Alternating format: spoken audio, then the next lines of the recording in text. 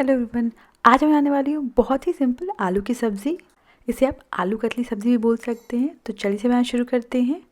मैंने यहाँ लिए हैं 3 कच्चे आलू।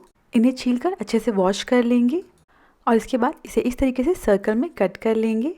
ये देखिए, आलू को बहुत ज़्यादा पतला नहीं कट करना है। अगर आपका स्लाइसर हो जिससे हम आलू के चिप्स वगैरह कट करते हैं, आप उससे भी कट कर सकते हैं, तो जल्दी कट जाएंगे और सारे पीसेस बराबर शेप में रहेंगे। कट करने के बाद इसे ठंडे पानी में डाल देंगे। अगर आप चाहते हैं आलू क्रिस्पी बने तो आलू को ठंडे पानी में ही छोड़िएगा, नहीं तो आप इसे रेगुलर पानी में भी 5 मिनट के लिए छोड़ सकते हैं। सारे आलू कट करने के बाद इसे 5 मिनट के लिए पानी में ऐसे ही छोड़ देंगे।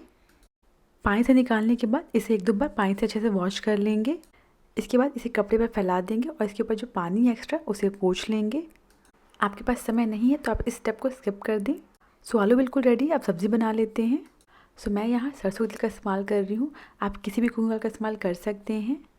जब ऑयल अच्छे से गर्म हो जाएगा तब इसमें आधा चम्मच जीरा डाल देंगे। इसके साथ ही में इसमें जाएगा 1 चम्मच बारीक कटा हुआ लहसुन। इसे 5 से 10 सेकंड के लिए पका लेंगे। अब जाएगा 1 बारीक कटा हुआ हरा मिर्च और 1 बारीक कटा हुआ प्याज। अब इसे बस 2 मिनट के लिए लगातार चलाते हुए पका लेंगे। ध्यान रखिएगा, प्याज को बहुत ज़्यादा कुक नहीं करिएगा। अगर आप प्याज और लहसुन नहीं खाते हैं तो ऑयल गर्म होने के बाद इसमें डायरेक्टली आलू डाल दें और उसके बाद के सारे स्टेप्स फॉलो करके सब्ज़ी बना लें। अब इसमें जो हमने आलू कट करके रखे हैं वो डाल देंगे। आलू को प्याज के साथ अच्छे से मिक्स कर लेंगे। जब भी आप आलू की सब्ज़ी बनाते हैं उसे कम गैप पे चलाते रहना है ताकि ये नीचे से जले ना और सारे आलू अच्छे से पक जाएं। अब इसे 5 मिनट के लिए ढककर पकने देंगे।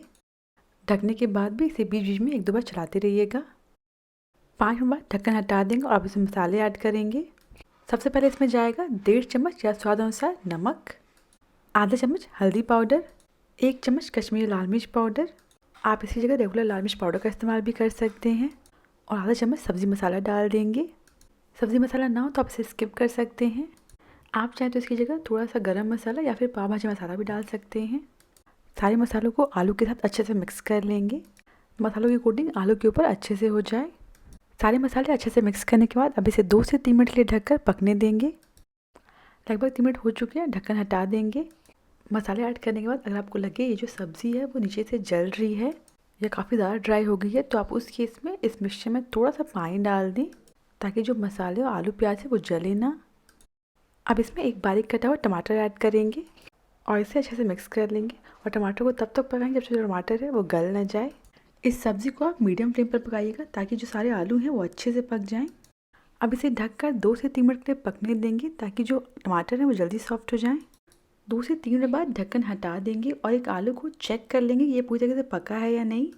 ये जो आलू है ये पूरी तरीके से पका नहीं है, हल्का सा कच्चा है। मैं इस मिक्सचर में थोड़ा सा पानी ऐड कर रही हूँ ताकि ये जल्दी पक जाए और जो मसाले हैं वो जले ना। सारी चीज़ें अच्छे से मिक्स करने के बाद इसे वापस से ढककर 2 से 3 मिनट के लिए पकने देंगे।